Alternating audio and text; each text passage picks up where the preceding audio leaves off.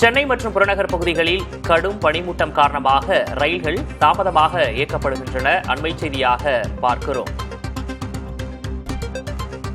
சென்னை மற்றும் புறநகர் பகுதிகளில் கடும் பனிமூட்டம் காரணமாக ரயில்கள் தாமதமாக இயக்கப்படுகிறது.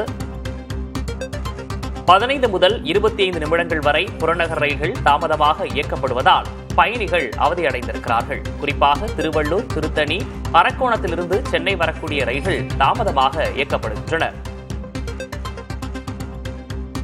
கடந்த சில நாள்களாகவே பல்வேறு இடங்களில் பனிமூட்டம் அதிகமாக காணப்படக்கூடிய நிலையில் இன்று ரயில் சேவையில் அது பாதிப்பை ஏற்படுத்தியிருக்கிறது.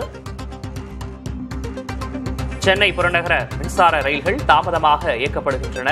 திருவள்ளூர், திருத்தணி, அரக்கோணத்திலிருந்து சென்னை வரக்கூடிய ரயில்கள் தாமதமாக இயக்கப்படுவதால் அதில் பயணிக்கக்கூடிய பயணிகள் சிரமத்தை சந்தித்திருக்கிறார்கள்.